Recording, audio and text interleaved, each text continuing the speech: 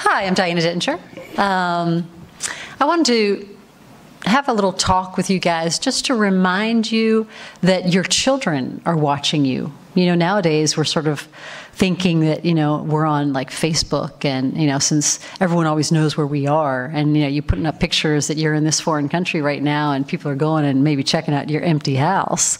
Or credit cards, you know, you swipe the credit cards and, you know, the world knows, or so this big brain out there knows where you are and what you're doing. But our children are actually watching us very keenly.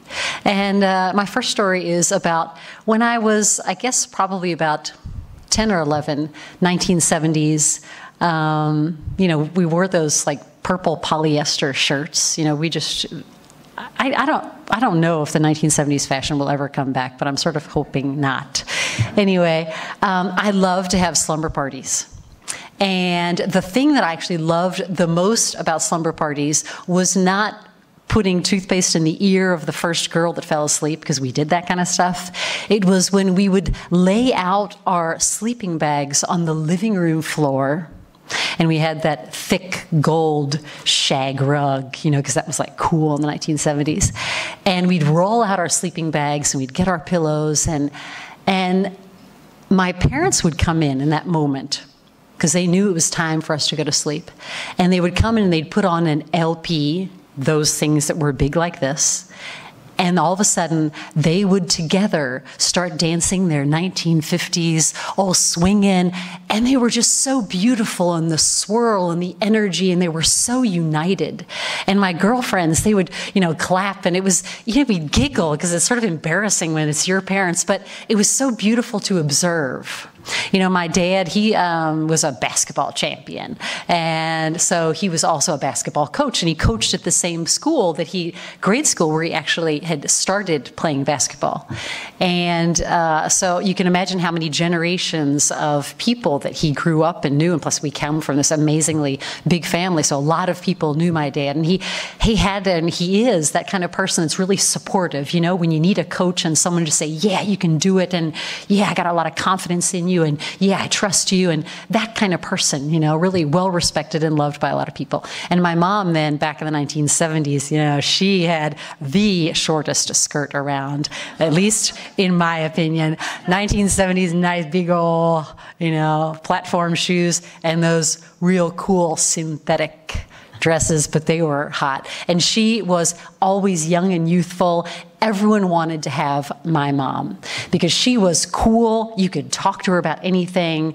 And, you know, 1970s, there were a lot of intimate kind of changes, and people would come to my mom for advice. And it was interesting to observe them in these social roles. But no one knew that in our home, they did not get along. And there was a lot of tension. My brother and I grew up with a lot of tension of them not getting along. And there was one time, it was around Thanksgiving, and my mom was we have minced meat pie in America. And my mom was, you know, rolling out the dough, and I was helping her. And all of a sudden, she just sort of like freaked out. She just couldn't take it anymore. And she started just throwing flour and pan and mix, and the kitchen was a mess. And I was there sort of like, what's going on? And in that moment, you know, my mom goes up and she just goes to bed. That was her self-care escape mode, let's say. Too much sleep. Two of my girlfriends walk up to the back door and they're like, hey, Diana, you want to come and play Barbies? And I loved to play Barbies. I mean, we were really massive Barbie players. We had, you know, the bus and the thing, and we put blocks, and I mean, playing Barbies. And they walk in and they see the kitchen and they're like, what happened here? And I was very embarrassed. And I said, well, my mom's not feeling good. I think I better just stay here and help her out. And I realized in that moment that now, as an adult, often the stress that we go through as parents, our children are more resilient than we are. Maybe they have less stress. But in that moment, I felt like in a minute I had to become the adult. I had to become very mature. And thinking about that even now with all of the, you know, I'm a divorced single mom of 4 children. And the stress that we go through, but our children observing us, and often how they can sense what's going on with us, even if they don't have the words to explain it, or the courage to face or to talk about that kind of thing, which is the importance about being real about who you are and what you're living, because your kids are going to pick it up anyway. And so my mom's, let's say, way of taking care of herself when they did not get along was a lot of sleep. And I think that's probably sort of a dynamic that people are going through now. They're either overeating, not taking care of themselves, or there's sleep, there's a lot of depression. It's a very big, silent social problem now. And my mom didn't have or in the 70s, maybe they just didn't talk about it. She didn't have that support group, even though both my parents have 8 and 9 brothers and sisters. So there was this thing, and then there was this what you don't say, and then there wasn't even the dialogue at home, or I guess my mom, she didn't feel safe to really be herself or talk about what she was living. And so I want to tell another story, and it's about really words, because words can help heal so much. When you see someone in difficulty and you give them that support with the words, and it touches them on a whole different plane that really is so supportive. And that was something that was, let's say, missing in my parents not getting along, really a dialogue. And that's funny because my life has pretty much been dedicated as both a corporate trainer, and then I developed a personality profile, giving people tools to help them get along. So in corporate, I do conflict management. Now, isn't that funny? You come from a certain type of environment, and then, so you live the problem and you find the solution. And so we don't have to be perfect parents. We don't have to be perfect parents, because often the difficulties that we go through will be future professions for our kids. Now, isn't that great? We can just really make a mess out of things and our kids have a job. No, but without, like taking it a little bit, more seriously. There's the power of words. There's this one story that has really changed my life. And so I have 4 kids, and I live in Italy. And for each of the birth of my children, my mom always came over to help with sort of the prenatal and postnatal period.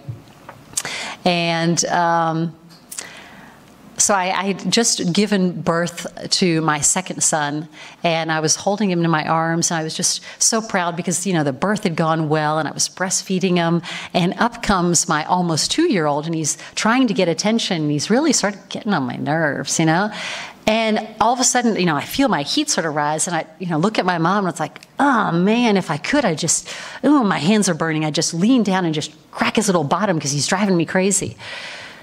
And my mom just targets in on my eyes, this like penetrating look, and she says, Diana, your father and I never spanked you. And you know how we were raised, which meant the belt, the slap, the punishment, the abuse.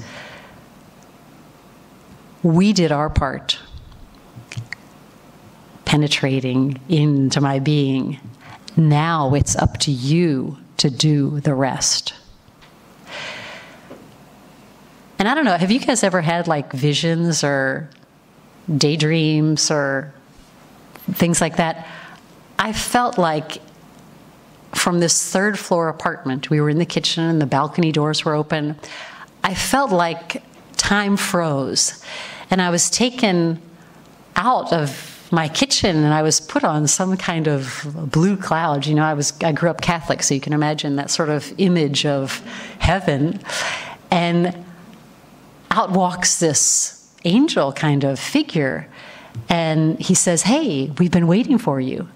And he pulls out this scroll, and it has at the top, Diana Dentinger, and then lots of little words, and he gets down to the bottom, and all I can read on this scroll is, now the rest is up to you. And he's like, okay, honey, just sign. Pulls out this feather, and I sign away my name, and he's like, okay, well, great, now you're just fine. Just go back, and we'll see you in about 70 years. And then here I'm in my kitchen again, and I'm like, those were the most important words that were ever told to me, that put me on my life path. It wasn't, you're such a good girl, or wow, you're good at that, or that. It's, the rest is up to you. Our job as parents is not to repeat the crap that we went through or lived. It's not the blame. It's not the shame. It's to understand what's gone on, to give peace and harmony to what our parents were capable of doing in that moment, and find that peace and acceptance of what we're capable of doing, and then set a new paradigm of becoming more competent, because the rest is up to us. The rest is the now, living in the now, but creating a future that isn't based on the pendulum of too little and too much, but it's finding that middle road where really we all do finally get along. So that's what my big thing is really there is so much more that we can say when we connect to, let's say, a soul contract that in some way a parent is responsible for in those first formative years of their children. Creating a dialogue, getting along, creating the harmony and the conflict-free and the peace and the energy, and raising the communication, and living first as a parent your soul connection and purpose to be. And really, if you can do that as a parent, then your children, when they observe and watch you, then they know that you're here for a purpose, and they'll feel the same intensity that they're also here for a reason to be. Thanks for listening.